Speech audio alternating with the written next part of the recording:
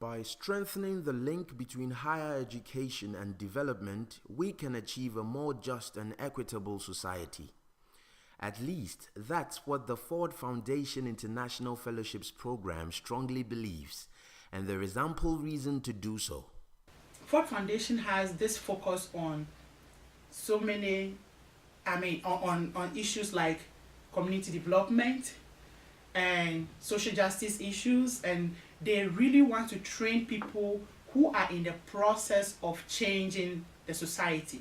The IFP's vision of a better world is a particularly unique one, as it's targeted not merely individuals with proven academic brilliance, but people from marginalized backgrounds who have shown a commitment to social change in their communities, have some leadership potential, and the desire to further their education to be more effective at what they do. I come from an Islamic family in Tamale, the northern part of Ghana. And my father had 4 wives, 18 children, but we lived in a very large compound of about 25 people.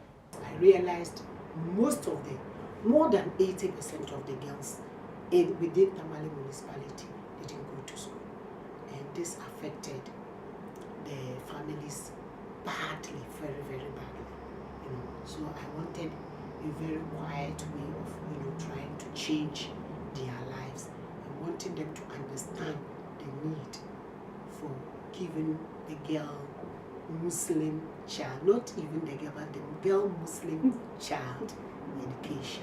Archaeological knowledge, particularly in developing countries like Ghana, is rare. It's only people who have had a chance to probably study archaeology in the University of Ghana that might have some sense of what archaeology and our heritage holds for us.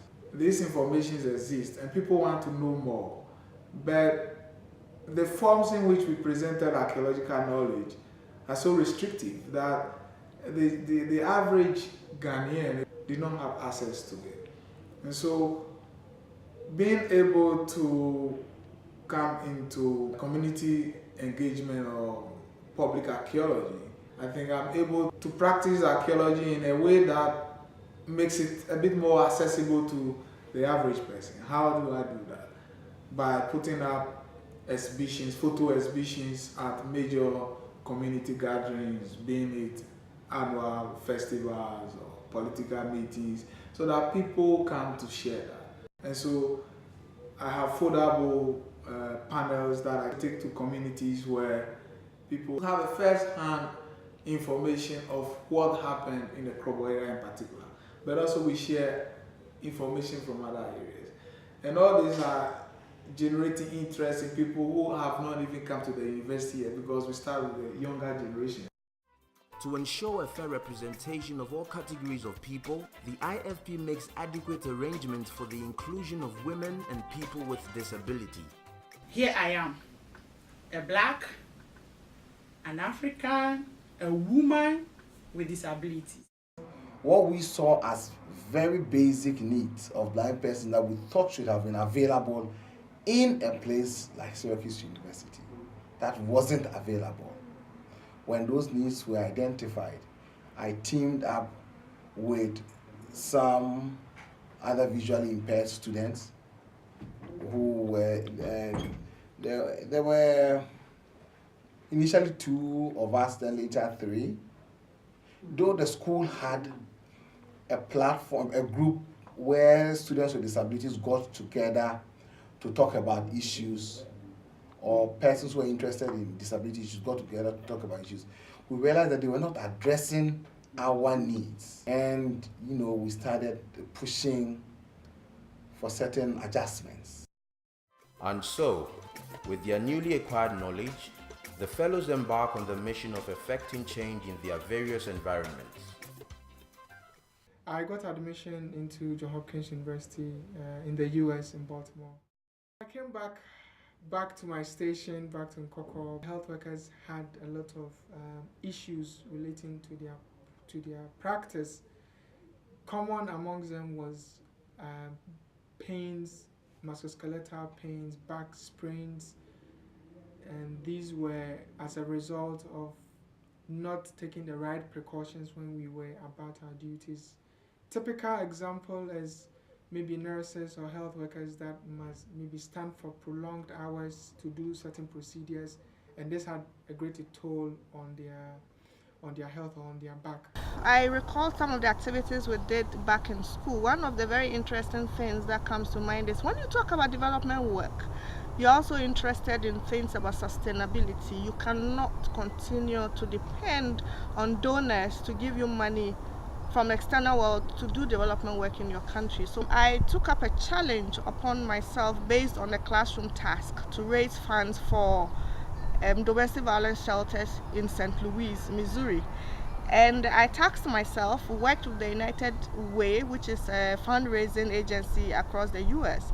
And on my project, I was able to raise over $1,000 in 4 days for shelters in St. Louis, which I feel very proud of, because even my colleagues who were nationals, the maximum people could raise was $300.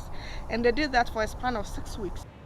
Talking about the IFP's objective of advancing social justice is one of the key things I've focused on since I returned.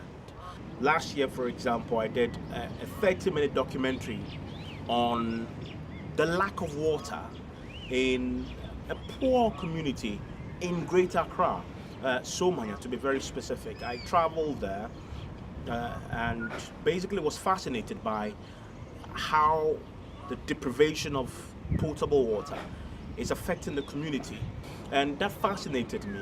Guess what? A week after the airing of that particular documentary, I got several calls. One particular one that stood out for me was a call I got from MoneyGram. They had heard about the documentary and they said they wanted to help. And I said, that's fantastic. What exactly do you want to do for this community? They said they want to set up a mechanized borehole for these people, a borehole that will be pretty reliable than what they had there already, which was manual, which will be powered by a generator, which will be again be provided by MoneyGram. Hopefully sometime in the future, these people in Somania will get water to drink. That is a central piece of the puzzle that has been solved. My work now in the school health and education program is partly collaborating with partners to get health programs implemented in our schools. And I must say that I'm doing it effectively and enjoying it. Meet Gifty, Country Director for the Christian Children's Fund of Canada. Gifty is passionate about helping people to develop communities through education and provision of social amenities.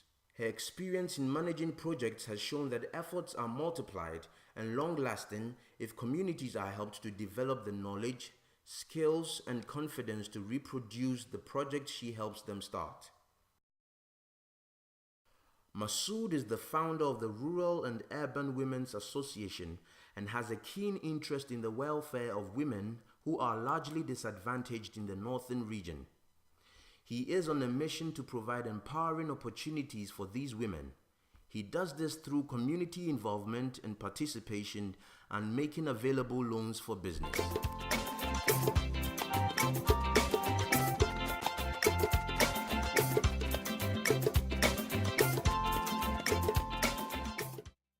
I must say that I'm actually very happy to be here to celebrate the closure of the IFP, which is really 13 years old. And indeed, even though we know this is a closure, we also do know that it's a continuation of the social change process, which is really an endless process. We want to use the opportunity to thank Ford Foundation and all their collaborators and all the institutions that made it possible. Our local collaborators, the Association of African Universities, our coordinators, partners, trainers, teachers, everyone. I think everyone has done a great deal, and we hope to still affect our community with what we've gone to learn. This is the story of the Ford Foundation International Fellowships Program, a program that has empowered people who are making a difference wherever they find themselves.